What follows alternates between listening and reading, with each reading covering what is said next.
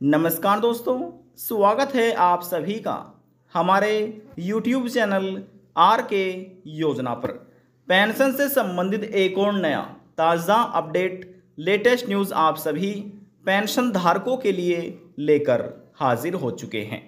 यदि आप भी एक पेंशन धारक हैं, सरकार से दिव्यांग, विधवा, वृद्धावस्था, कुष्ठावस्था या तलाकशुदा में से किसी भी एक पेंशन का लाभ प्राप्त कर रहे हैं, आपकी भी पेंशन बनी हुई है, आज की यह खबर, यह जानकारी आपके लिए ही है। देखिए, सरकार की तरफ से पेंशन धारकों की पेंशन तो बना दी गई है, लेकिन बैंक खाते में पेंशन राशि नहीं पहुंच पा रही। लाखों करोड़ों ऐसे पेंशन धारक है, किसी की पेंशन 4 महीने से रुक रही है, किसी की पेंशन 9 महीने से, 10 महीने से और यहाँ तक कि 1 वर्ष से अधिक का समय हो चुका है, लेकिन फिर भी बैंक खाते में पेंशन राशि नहीं पहुँच पा रही है। पेंशन ना मिलने के यह हैं 2 सबसे बड़े कारण। इस वीडियो के माध्यम से पेंशन ना मिलने के कौन से 2 सबसे बड़े कारण हैं जिस वजह से पेंशन लाभार्थियों के बैंक खाते में नहीं पहुंच पा रही है, ये सभी जानकारी डिटेल वाइज में हम आपको देने जा रहे हैं और कैसे आप अपनी रुकी हुई पेंशन प्राप्त कर सकते हैं, जो गलतियां हो रही है कैसे ठीक करा सकते हैं और 2 बड़े कारण कौन से हैं, ये सभी information step by step detail wise में इस वीडियो के माध्यम से आपको मिलने जा रही है। देखिए, आप किसी भी राज्य के पेंशन धारक हो सकते हैं। हरियाणा, पंजाब, गुजरात, महाराष्ट्र, कर्नाटका, उत्तर प्रदेश, हिमाचल प्रदेश, उत्तराखंड, मध्य प्रदेश, किसी भी राज्य के सभी राज्य के पेंशन धारकों के लिए आज की यह एक महत्वपूर्ण जानकारी है। वीडियो की शुरुआत करने से पहले हमारा आपसे निवेदन है, यदि आप हमारे चैनल पर पहली बार आए हैं तो चैनल को सब्सक्राइब ज़रूर कर लीजिएगा, ताकि जो हमारी वीडियो का नोटिफिकेशन है वह सबसे पहले आपको प्राप्त हो और आप सबसे पहले ही उसका लाभ उठा सके। चलिए वीडियो की शुरुआत कर लेते हैं। देखिए दोस्तों, हम बात कर रहे हैं पेंशन योजना वर्ष 2024 के अंतर्गत मिलने वाली पेंशन राशि के बारे में। ध्यान से आप इस वीडियो को देखिएगा और समझिएगा, तभी जानकारी आप अच्छे से ले पाएंगे। तो देखिए, यहाँ पर कुछ पेंशन स्कीम या आप कह सकते हैं योजनाएं ऐसी हैं जो केंद्र सरकार चलाती है, यानी कि सेंट्रल गवर्नमेंट, और कुछ पेंशन स्कीमें ऐसी हैं जो राज्य सरकार चला रही है, स्टेट गवर्नमेंट, जो कि केवल अपने राज्य के अधीन आने वाले पेंशन धारकों के बैंक खाते में पेंशन राशि को ट्रांसफ़र किया जाता है। और एक पेंशन स्कीम ऐसी है जिसमें सेंट्रल गवर्नमेंट यानी कि केंद्र सरकार का प्लस राज्य सरकार का दोनों का ही अंशदान होता है। तो चलिए हम इसका एक आपको एग्जाम्पल भी दे देते हैं। प्रधानमंत्री नरेंद्र मोदी की केंद्र सरकार की देखरेख में इस समय जो पेंशन योजना चलाई जा रही है केंद्र सरकार की तरफ से, वह है इंदिरा गांधी। देखिए, Indira Gandhi national old age pension scheme, Indira Gandhi national widow pension scheme, Indira Gandhi national disability pension scheme. जो Indira Gandhi national old age pension scheme है, ये वृद्धावस्था पेंशन धारकों के लिए चलाई गई है। Indira Gandhi national widow pension scheme, ये विधवा महिला, तलाकशुदा महिलाओं के लिए चलाई गई है। Indira Gandhi national disability pension scheme, ये पेंशन योजना जो चलाई जा रही है विकलांग व्यक्ति, कुष्ठावस्था पेंशन धारकों के लिए चलाई गई है। अब इसमें देखिए, बात करते हैं राज्य सरकार की तरफ से, यानी कि स्टेट गवर्नमेंट की तरफ से। अब कुछ पेंशन स्कीम ऐसी है जो केवल राज्य के अंदर ही चलाई जा रही है और राज्य के जो अधीन आने वाले पेंशन धारक हैं दिव्यांग, विधवा, वृद्धावस्था, कुष्ठावस्था और तलाकशुदा, केवल उन्हीं लाभार्थियों बैंक खाते में ट्रांसफ़र किए जाते हैं। जैसे कि उत्तर प्रदेश राज्य में ये पेंशन राशि राज्य सरकार की तरफ से चलाई जाती है।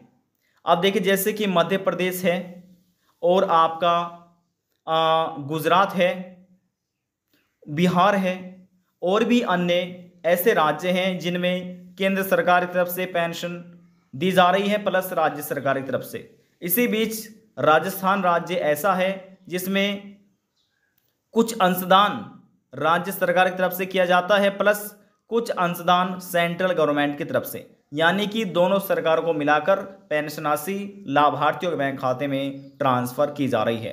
तो देखिए इतना तो आपने समझ लिया है। अब आप भली भांति ये भी जानते होंगे जब केंद्र सरकार कोई योजना लेकर आती है तो वह योजना सभी राज्य में मान्य होती है। तो यदि हम बात करें इन योजनाओं के बारे में तो ये सभी योजना भारत के सभी राज्य में मान्य है, सभी राज्य में चल रही है। अब यहाँ पर आप ये देखिए इतना आपने समझ लिया है। अब बात करते हैं कि पेंशन आने के नहीं आने के दो सबसे बड़े कारण कौन से हैं। देखिए दोस्तों, पेंशन ना आने के बहुत से बड़े बड़े कारण हैं, लेकिन जो दो महत्वपूर्ण कार्य हैं और लाभार्थियों को करना अनिवार्य है जिसकी वजह से पेंशन रुक जाती है, वह हम आपको जानकारी देने जा रहे हैं। तो आप ये भी ध्यान से समझिएगा और तभी आप ये कार्य अपने पूरे करा सकते हैं। देखिए सबसे पहले होता है पेंशन का केवाईसी। पेंशन का केवाईसी होता है, आप इसको आधार वेरिफिकेशन भी बोल सकते हैं या आधार ऑथेंटिकेशन भी आप इसको बोल सकते हैं। जिस किसी पेंशन धारक का, चाहे वे दिव्यांग हो, विधवा महिला हो, तलाकशुदा महिला हो, वृद्धावस्था या कुष्ठावस्था, यदि किसी पेंशन धारक का ये कार्य पूरा नहीं है तो उनकी पेंशन को रोक लिया जाएगा। अब देखिए अलग अलग राज्य में कभी कभी ये होता है कि आप इसको आधार वेरिफिकेशन करा लीजिए, किसी राज्य में बोला जाता है कि आप इसका पेंशन का केवाईसी करा लीजिए। नाम अलग अलग हो सकते हैं लेकिन कार्य एक ही है।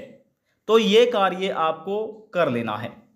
कैसे आप कर सकते हैं? नज़दीकी कॉमन सर्विस सेंटर पर जाइए, वहाँ पर पूरा कर सकते हैं, या फिर आप अपने प्रखंड में जाकर या जिला समाज कल्याण में जाकर अधिकारियों से मिलके ये कार्य आप अपना पूर्ण रूप से कर सकते हैं। ये कार्य पूरा करने के लिए जैसे आपने समझा और आपको मालूम भी हो चुका होगा, जो डॉक्यूमेंट है इसमें आपको आधार कार्ड की आवश्यकता होने वाली है।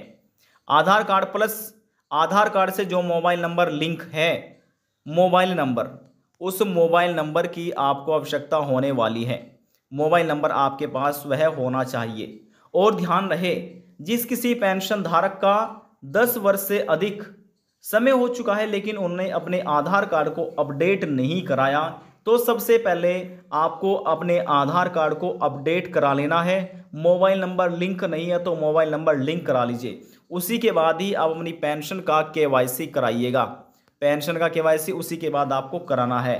और जिस किसी पेंशन धारक का, देखिए दूसरे कार्य समझिए, जिस किसी पेंशन धारक ने अपने बैंक खाते से आधार कार्ड को लिंक नहीं कराया, अपने बैंक खाते से आधार कार्ड लिंक नहीं कराया, उनको ये कार्य अपना पूरा कर लेना है। आपका बैंक खाता किसी भी बैंक में हो सकता है, Canara bank, Punjab national bank, SBI bank, Sindh bank, अन्य बैंक, किसी भी बैंक में आपका बैंक खाता हो सकता है। तभी आप अपनी पेंशन प्राप्त कर पाएंगे जब आपका बैंक खाता आपके आधार कार्ड से लिंक हो, क्योंकि बहुत सी राज्य सरकार और केंद्र सरकार उन्हीं लाभार्थियों बैंक खाते में पेंशन पेमेंट कर रही है जिनका बैंक खाता आधार कार्ड से लिंक हो चुका है। यानी कि आधार बेस्ड पेमेंट भी भेजा जा रहा है और अकाउंट बेस्ड पेमेंट भी किया जा रहा है। तो ये आपका बैंक खाता जो है आधार कार्ड से लिंक होना चाहिए। अब देखिए, जिन किसान माफ़ कीजिएगा, जिन पेंशन धारकों ने पेंशन का केवाईसी भी करा रखा है, अपने बैंक खाते से आधार कार्ड को लिंक भी करा रखा है, लेकिन फिर भी बैंक खाते में पेंशन राशि नहीं पहुंच रही है, तो ऐसी स्थिति में कहीं ना कहीं आपका जो पेंशन एप्लीकेशन फॉर्म है आपने तो अपनी तरफ से आवेदन कर दिया गया है, लेकिन कहीं ना कहीं किसी न किसी गलतियां की वजह से वह पेंडिंग में है, उसको अप्रूवल नहीं मिला है। किस वजह से पेंडिंग है ये आप जान सकते हैं। यदि आपका जो राज्य में ऑनलाइन पेंशन का जो फॉर्म है वह आवेदन हो रहा है, अप्लाई हो रहा है, तो आप ऑनलाइन अपने राज्य सरकार की तरफ से जो पेंशन पोर्टल है चलाया जा रहा है उस पर जाकर चेक कर सकते हैं। यदि ऑफलाइन है तो अपने जिला समाज कल्याण में जाकर संपर्क कीजिए किसी भी आप राज्य के पेंशन धारक हो सकते हैं। वैसे ज़्यादातर सभी राज्य में ऑनलाइन पेंशन पेमेंट भी किया जा रहा है, ऑनलाइन अप्लाई भी किया जा रहा है। तो एक बार अपने जिला समाज कल्याण अधिकारियों से या प्रखंड में जाकर अधिकारियों से संपर्क जरूर कीजिएगा। वहां से आपको मालूम हो पाएगा कि किस वजह से जो आपका पेंशन एप्लीकेशन फॉर्म है वह पेंडिंग में है। और यदि हम बात करें पुराने पेंशन धारकों के बारे में, यहाँ तक कि 1 वर्ष से अधिक का समय हो चुका है लेकिन फिर भी बैंक खाते में पेंशन राशि नहीं पहुंच पा रही है। यदि आपको लगता है कि हमारा पेंशन का एप्लीकेशन फॉर्म जब हमने आवेदन किया था वह सफलतापूर्वक कंप्लीट हो चुका था, सक्सेसफुल हो चुका था, लेकिन कहीं ना कहीं हमारी गलतियों की वजह से हमारी पेंशन रुक रही है, तो ऐसी स्थिति में यदि हम बात करें उत्तर प्रदेश की, उत्तर प्रदेश में 75 जिले हैं। अब सभी एक ज़िले में जिला समाज कल्याण या विकास भवन बनाया गया है। इसी प्रकार से हर एक राज्य के ज़िलों में ये सुविधा दी गई होगी। देखिए, कहीं पर जिला समाज कल्याण बोला जाता है और किसी अन्य राज्य में विकास भवन भी बोला जाता है। तो जो आपका विकास भवन है या जिला समाज कल्याण है, आप वहां पर जाकर अपने अधिकारियों से संपर्क कीजिए, बताइए कि हमने इतना समय हो चुका है अप्लाई किया था। आवेदन करते समय आपको एक स्लिप मिली होगी, वह स्लिप आपको लेकर जानी है, उनको दिखाना है कि देखिए यह इस समय हमने आवेदन किया था लेकिन हमारी पेंशन नहीं आ रही है। तो जो निवारण है, जिले के अंदर जो जिला समाज कल्याण के अंदर अधिकारी बैठे होते हैं वही आपका यहाँ पर जान पाएंगे अपने डेस्कटॉप में देखकर कि किस वजह से आपकी पेंशन नहीं आ रही है। आपके ज़िले के जितने भी दिव्यांग, विधवा, वृद्धावस्था, कुष्ठ अवस्था, तलाकशुदा पेंशन धारक होते हैं वे उन अधिकारियों के पास उन सभी पेंशन धारकों का डेटा एकत्र होता है। वह चेक कर बताएंगे कि किस वजह से आपकी पेंशन रुक रही है, बैंक खाते में आखिरकार क्यों नहीं पहुंच पा रही। आज की जानकारी में बस इतना ही। देखिए, इस वीडियो के माध्यम से हमने आपको वह 2 बड़े कारण बता दिए हैं जिसकी वजह से लाभार्थियों की पेंशन रुक जाती है, बैंक खाते में नहीं पहुंच पाती। एक तो है पेंशन का KYC और दूसरा है बैंक खाता आधार कार्ड से लिंक ना होना। कैसे आप दोनों कार्य करा सकते हैं वह भी हमने आपको जानकारी दे दी है। और जिन पेंशन धारकों के एप्लीकेशन फॉर्म में कहीं ना कहीं गलतियां हैं, किसी न किसी प्रकार की, चाहे जन्म तिथि में गलतियां हो या आपके बैंक की इंफॉर्मेशन में डिटेल वाइज में गलतियां हो या आपके नाम में स्पेलिंग से मात्राओं में कहीं ना कहीं गलतियां हैं, तो अपने जिला समाज कल्याण में जाकर ये गलतियों को आप ठीक करा सकते हैं। इसमें आपकी बैंक की पासबुक, आपका आधार कार्ड और आप 6 महीने या 1 वर्ष की बैंक स्टेटमेंट जरूर निकलवा लीजिएगा। ये डॉक्यूमेंट आपको लेकर जाने हैं, तभी आप अपने कार्य पूरा करा सकते हैं। यदि आपको हमारी जानकारी पसंद आई तो वीडियो को जरूर लाइक कर दीजिएगा। आपके एक लाइक से हमें बहुत ज़्यादा मोटिवेशन मिलता है। और यदि जानकारी को लेकर मन में कोई सवाल है, डाउट है, पूछना चाहते हैं, नीचे कमेंट बॉक्स में जाकर पूछ सकते हैं। सभी सवालों का जवाब आपको दे दिया जाएगा। लास्ट में हम निवेदन यही करेंगे, चैनल को सब्सक्राइब और साथ ही बेल आइकन के बटन को प्रेस करना ना भूलें।